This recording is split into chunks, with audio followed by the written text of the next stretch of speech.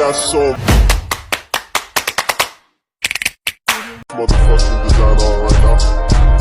Bring it down, bring it down, bring it down. I got 3 old guys to walk. Assalamualaikum warahmatullahi wabarakatuh. Perkenalkan, nama saya Wajanti dan ini teman saya Dian Safitri. Halo teman-teman. Gimana nih kabarnya hari ini? Masih sehat kan? Masih semangat kan belajar kimia hari ini? Oke, untuk mempersingkat waktu hari ini, kita akan mempelajari materi tentang larutan elektrolit dan non-elektrolit. Halo teman-teman, hari ini kita akan mempelajari larutan elektrolit dan non-elektrolit. Dengan tujuan pembelajaran kita kali ini, yang pertama, untuk mempelajari apa itu larutan elektrolit dan non-elektrolit. Yang kedua, untuk mengetahui perbedaan larutan elektrolit kuat, elektrolit lemah, dan non-elektrolit. Dan yang terakhir, yaitu untuk mengetahui uji daya hantar listrik. Nah, sebelum lanjut ke materi, apakah teman-teman tahu apa sih itu larutan? Nah, larutan adalah campuran dua atau lebih zat yang membentuk satu macam fase, yaitu homogen, yang berarti berlarut sempurna, di mana setiap zat yang bercampur menyebar secara merata di seluruh campurannya. Nah, tahukah sobat, kopi, air gula, air garam, dan teh yang sering kita konsumsi setiap hari merupakan contoh larutan loh. Berdasarkan kemampuan dalam menghantarkan arus listrik, larutan dibagi menjadi dua bagian. Yang pertama, larutan elektrolit, yaitu larutan yang dapat menghantarkan arus listrik. Dan yang kedua, larutan non-elektrolit, yaitu larutan yang tidak dapat menghantarkan arus listrik. Nah, larutan elektrolit dibagi menjadi dua bagian lagi, yaitu larutan elektrolit kuat dan larutan elektrolit lemah. Pernahkah teman-teman berpikir mengapa larutan elektrolit dapat menghantarkan arus listrik, sedangkan larutan non-elektrolit tidak dapat menghantarkan arus listrik? Nah, penjelasan tentang pertanyaan tadi pertama kali dikemukakan oleh Arrhenius dari Swedia saat presentasi disertai PhD-nya pada tahun 1884. Nah, menurut Arrhenius, larutan elektrolit dapat menghantarkan arus listrik karena zat elektrolitnya dalam larutannya terurai menjadi ion-ion bermuatan listrik, dan ion-ion tersebut selalu bergerak bebas. Nah, dalam hal ini, elektrolit kuat terurai sempurna, sehingga menghasilkan lebih banyak ion, sedangkan zat elektrolit lemah terurai sebagian sehingga jumlah ionnya lebih sedikit. Adapun untuk larutan non-elektrolit, tidak menghantarkan arus listrik karena zat non-elektrolit dalam larutannya tidak terurai menjadi ion-ion, melainkan tetap dalam bentuk molekul yang tidak bermuatan listrik. Kemampuan suatu zat untuk terion dalam larutannya dinyatakan dengan derajat ionisasi dan dilambangkan dengan alfa. Untuk zat elektrolit kuat, derajat ionisasinya adalah 1. Untuk elektrolit lemah, derajat ionisasinya kurang dari 1, tetapi lebih dari 0. Dan untuk zat non-elektrolit, derajat ionisasinya biasanya adalah 0. Apakah teman-teman tahu untuk mengetahui suatu zat itu termasuk larutan elektrolit kuat atau elektrolit lemah dan non-elektrolit, dapat dilakukan uji daya hantar listrik loh. Ini adalah contoh ilustrasi pengujian daya hantar listrik pada larutan NaCl.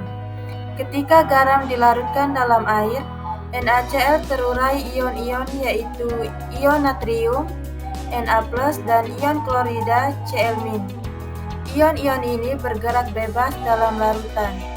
Ion Na+ bergerak ke elektroda negatif katoda dan Cl- bergerak ke elektroda positif anoda.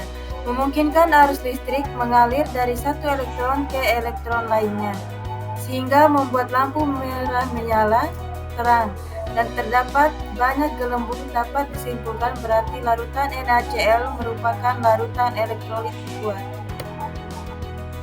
Ini merupakan ilustrasi pengujian daya hantar listrik larutan CH3COOH atau asam cuka yang biasa kita ketemui pada saat makan bakso. Oke, CH3COOH ketika dimasukkan ke dalam air akan terionisasi sebagian yang menghasilkan CH3COO- dan H+ sebagian. Ion-ion ini yang bergerak bebas.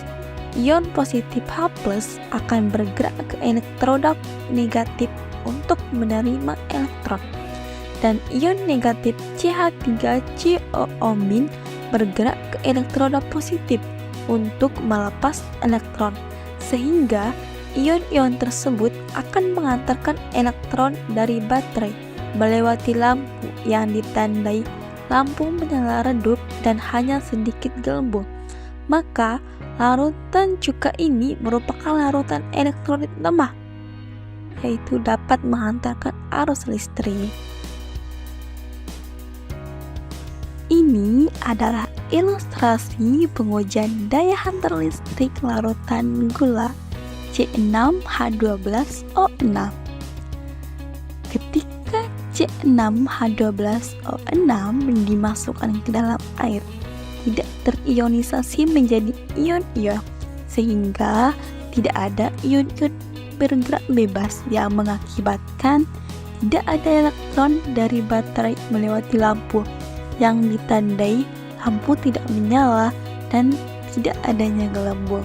Maka larutan gula ini tidak dapat mengantarkan arus listrik atau yang disebut dengan larutan non-elektrolit. Adapun kesimpulannya, larutan elektrolit adalah larutan yang dapat menghantarkan arus listrik, sedangkan larutan non-elektrolit adalah larutan yang tidak dapat menghantarkan arus listrik. Larutan elektrolit dibagi menjadi dua bagian, yaitu elektrolit kuat dan elektrolit lemah. Yang membedakannya adalah derajat ionisasinya.